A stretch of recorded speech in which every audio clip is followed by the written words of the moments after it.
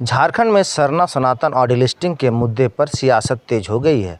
मंत्री शिल्पी नेहा तिर्की ने भाजपा और आरएसएस पर निशाना साधते हुए कहा कि देश संविधान से चलेगा, किसी के फरमान से नहीं। आइए देखते हैं पूरी रिपोर्ट। रांची में जारी प्रेस वार्ता में मंत्री शिल्पी नेहा तिर्की ने कहा कि संविधान सभी नागरिकों को अपनी आस्था और धर्म मानने की आजादी देता है। उन्होंने आरोप लगाया कि भाजपा और आरएसएस सरना, ईसाई और डीलिस्टिंग जैसे मुद्दों को राजनीतिक एजेंडे के तहत उठा रहे हैं। मंत्री ने कहा कि इसका मकसद समाज को भटकाना और आदिवासी समुदाय को आपस में लड़ाना है। उन्होंने उड़ीसा के नियमगिरी और सिजीमाली समेत छत्तीसगढ़ के हसदेव जंगल का उदाहरण देते हुए कहा कि जल, जंगल और जमीन पर कॉरपोरेट कब्जे की कोशिश हो रही है। देखिए, बीजेपी और आरएसएस का ये जो डिलिस्टिंग का हो या सरना सनातन एक है का जो एजेंडा हो, ये कोई नया एजेंडा नहीं है, बहुत पुराना रहा है और साथ ही साथ कई सारे राज्यों में इसको प्रयोग के रूप में इस्तेमाल किया गया है। अब ये झारखंड में दोबारा से कोशिश कर रहे हैं। मैं स्पष्ट शब्दों में कहना चाहूंगी, डीलिस्टिंग केवल एक बहाना है, असली निशाना जल, जंगल, जमीन है। और मैं इसीलिए भी इस बात को कह रही हूं क्योंकि संविधान का जो मूल भावना है वो धर्मनिरपेक्षता पे निर्भर है। और जब तक ये देश और संविधान ये ताकत देता है लोगों को, अपने लोगों को, कि वो अपने अनुसार अपने धर्म का पालन कर सकते हैं, ये सब चीजें जो बातें कोई भी कह रहा हो या कोई भी संगठन दावा कर रहा हो, वो पूरा बेबुनियाद है। और मैं इस बात को इसलिए भी कह रही हूं क्योंकि जल, जंगल, जमीन ही निशाना है इसमें। आप देखिए उड़ीसा में क्या हुआ, आप देखिए छत्तीसगढ़ जैसे राज्यों में क्या हुआ।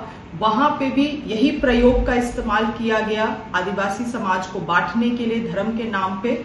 और ये बंटने के बाद जब बीजेपी सरकार उन राज्यों में काबिज हुई तो आज के दिन आप चाहे उड़ीसा चले जाइए, और उड़ीसा में आपका नियमगिरी, जिस तरह से वहां पे वेदांता माइनिंग कंपनी को बड़े से बड़ा जंगल, आदिवासियों का जंगल दे दिया गया और वहां पे जबरन अब माइनिंग शुरू हो रहा है, गलत तरीके से ग्राम सभा करा के। इसके बारे में कोई बात नहीं हो रहा है, बीजेपी के लोग इसमें कुछ बोल नहीं रहे हैं। वहां पे सोशल एक्टिविस्ट लोगों को जाना प्रतिबंधित कर दिया गया है।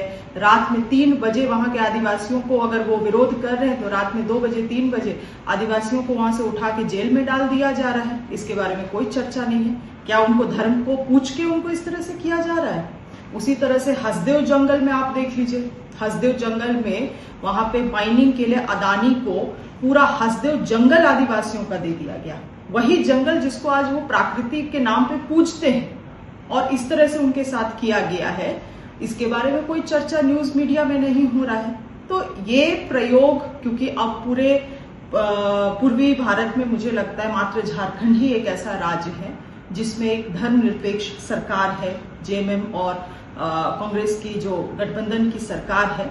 और अब इस सरकार को भी कैसे कमजोर करके, यहाँ के लोगों को कैसे बांट करके दोबारा से कॉरपोरेट्स के लिए, अदानी अंबानी जैसे कॉरपोरेट्स घरानों के लिए, वेदांता माइनिंग कंपनी जैसे कॉरपोरेट घराने के लिए कैसे रास्ता बनाया जाए, उसकी तैयारी की जा रही है। ये तो बात होगी डिलिस्टिंग की। क्या सरना और सनातन एक हो सकते हैं, इस पर भी विवाद है। क्या ऐसा होगा? क्योंकि यहाँ भी आईएएस अधिकारी हैं, वो कह रहे हैं सरना ही सनातन है।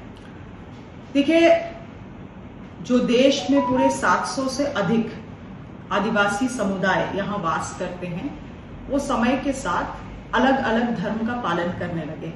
आज भी कई सारे वैसे जनसंख्या है आदिवासी समाज में जो प्रकृति को ही अपना धर्म का रूप में मानते हैं और लगातार उसके लिए एक विशेष कोड का भी अनुरोध कर रहे हैं केंद्र सरकार से। कई लोग उसको आदि धर्म के नाम से जानते हैं, कुछ लोग उसको सरना धर्म, कुछ लोग बोंगा धर्म, अलग अलग नाम है। आप अगर पूर्वांचल के क्षेत्रों में चले जाइएगा तो वहां पर और भी अन्य नाम से जाना जाता है। मगर इस मांग को दबाने के लिए, क्योंकि जब ये मांग पूरा हो जाएगा तो आदिवासी समाज को उनका एक नया पहचान मिलेगा, उनको उनके सामूहिकता को और मजबूती मिलेगी। ये तमाम चीजें वो चाहते नहीं हैं, क्योंकि जो कॉरपोरेट रास्ता बनाने के लिए तैयारी हो रही है उसमें आदिवासी धर्म कोड सबसे बड़ा रोड़ा बनेगा। और यही कारण है कि ये इनको जो आदिवासी समाज है उनको सनातन धर्म के अम्ब्रेला में छाता के नीचे लाने का प्रयास कर रहे हैं। गर्मी बहुत ज़्यादा है। वहीं मंत्री शिल्पी नेहा तिर्की ने कहा कि झारखंड की जनता संविधान, जल, जंगल और जमीन के लिए रक्षा के लिए एकजुट है और विभाजनकारी राजनीति को स्वीकार नहीं करेगी। बाकी खबरों के लिए आप हमारे सोशल संवाद न्यूज़ से बने रहिए। नमस्कार।